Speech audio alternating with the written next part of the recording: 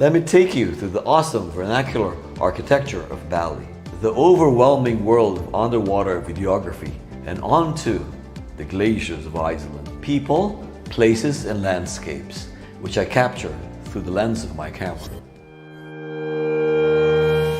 Personally, he's a dear friend. I've known him a very long time, and I think that's why the vibe is awesome. But working with him, he's professional. He certainly knows what he's doing. He has a passion for photography. So if I'm going to call a photographer that I want to capture more than just, physical appearance, my soul and everything about me, I'll always call Phil. I think Phil is very funny. He's an amazing photographer, and I think he's super kind. Philip and the team, they make us feel very comfortable. The location is amazing. It's fun, it makes life in the Philippines a little bit different. He's a great guy. We are having so much fun with him. And he's a very interesting people to talk to. I think it's very easy with him. He makes everything easy. Yeah, it's an important person here in Philippines for us. Phil is a seasoned entrepreneur, a world traveler, and a gentleman.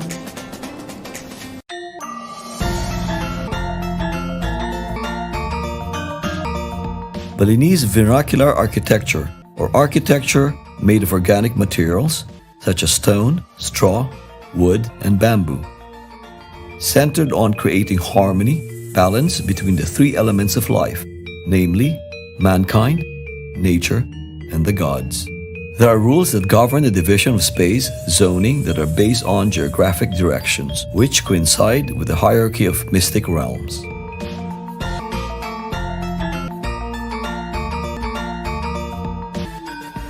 The artistic motifs embedded into the architecture carry with them symbols, stages of spirituality, and even standard measurements. The Balinese believe that there exists a sacred axis between mountain and sea. A pura or temple complex begins with the two types of gates. The split gate, known as the Candi Bentor Gate, such as the one found in Batuan Temple, and the roof tower gate known as Paduraksa or Kori Angud, found in the water temple in Ubud. Balinese temples or puras are designed as an open air of worship within enclosed walls, connected with a series of intricately decorated gates between its walled compound. Most temples follow the Trimandala concept of Balinese space allocation, arranged according to a sacred hierarchy. The outer zone, representing the human realm, the middle zone, where ritual and activities of worshippers takes place, and the holiest and the most sacred zone, which is an enclosure where typically the highest pagoda-like buildings of the compound may be found. Buildings which are meant to house the gods. I think part of Bali's charm is not only the hidden mystique behind its traditional temples, but also in the post-colonial designs of their resorts and boutique hotels. Some have not strayed from the organic materials of tradition, while others display a touch of ingenuity and modernity that might just surprise you.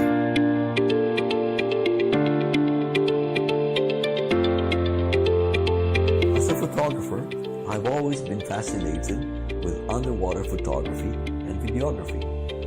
But first, some diving lessons from the Española herself, or the lovely Spanish lady, Señorita Sarah Alcaraz, who operates a diving school in Panglao Island in Bohol.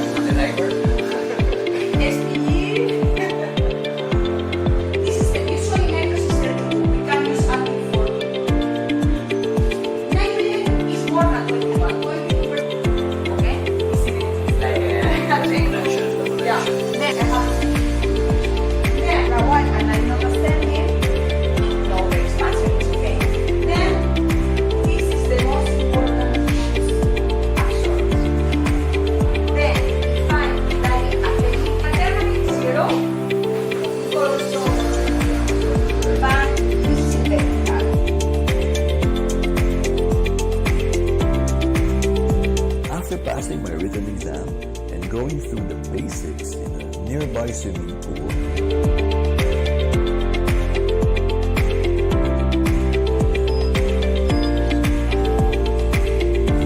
It was time to take the big plunge into an undersea wonderland.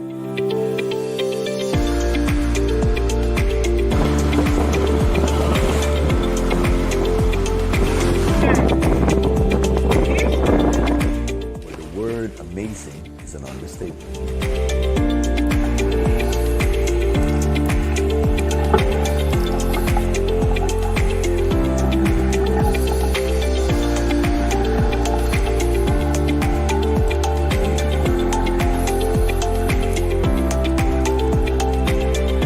Alona We are in Alona Beach, here in Bohol. in Bohol, Panglao. Very near is the airport, Yes. and it's very convenient now. Extremely convenient for us, and I love the resorts here as well. But if ever you come over here to dive and get certified, please look for Sarah. They have the best dive facility around here, and Thank you. she'll definitely certify you to be a very good world-class standard diver.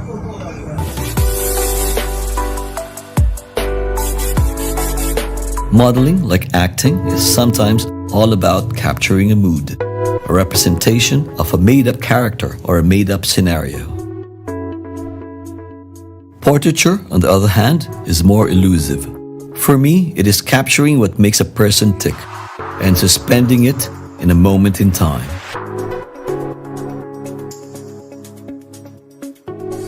Take my friends Paulina, Lucia, and Nienke, three very engaging ladies, vivacious, free-spirited, independent, and amazingly so full of vibe, which allows them to be successful in anything they set their minds to.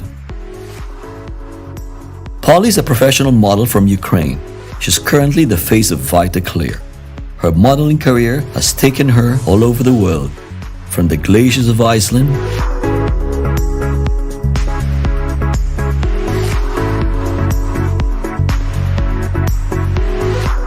to balmy beaches of Maldives. Nienke calls herself a digital nomad, and I just had to find out why that is so. So basically with Digital Nomads Daily, what I'm doing is that I'm collecting stories from real nomads just about the not so sexy stuff. So how do they go about daily life? How do they go about like stuff, for example, productivity or making meaningful connections, having a relationship, finding partnerships in work. There are all these things that sort of like all these assets or elements that makes your daily life very comfortable. But when you're a nomad, sort of like this comfortable surface, it's gone. So you have to sort of like start over again. And there are many nomads that go on this journey, and especially aspiring nomads, that don't think about this stuff. So what happens is that they don't know what to do. And that can lead to like extreme loneliness, burnout, you know, like, and then maybe they even give up and then they go home.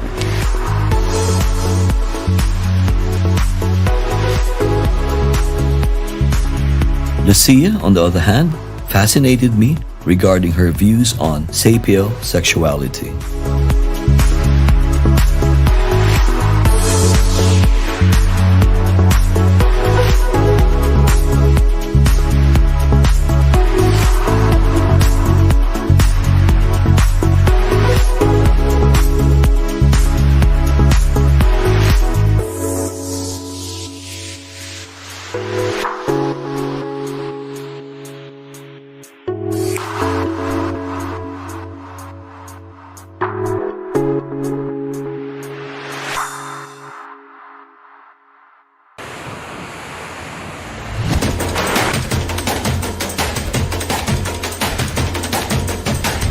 Landscape photography has always been a passion of mine, which I had gained inspiration from a dear friend and mentor, Edwin Martinez, a registered nurse by profession and a passionate landscape photographer by vocation.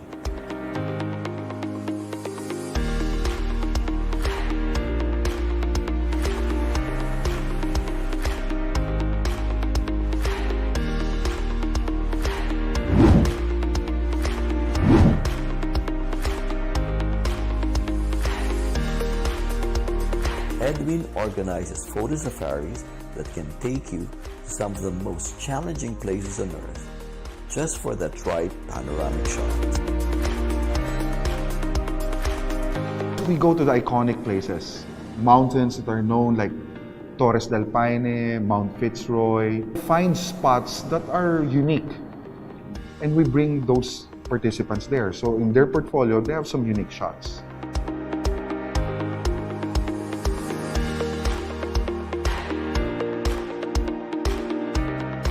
Photography has changed my life, especially my second part of my life.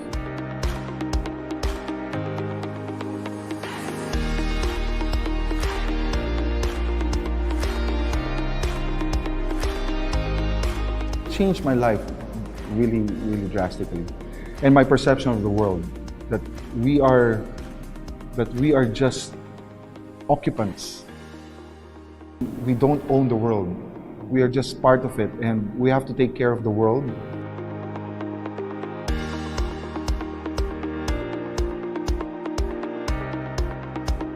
I think there's so many photographers right now in the world, and I think composition is the one that really differentiate you from other photographers. It's how you compose, how you present, okay? How you present the frame itself. So visual design is a must for photographers who wants to photograph landscape photography.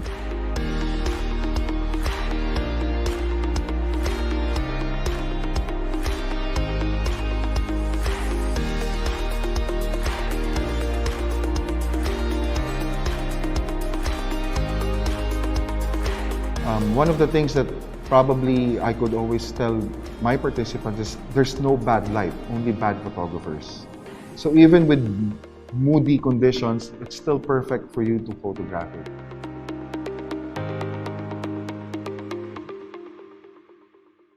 Captured images on camera and the memories that accompany them engage the senses. They provide new perspective, wherein I find my inspiration. I'm Phil Disozn. Catch me again wherever my next adventure takes me.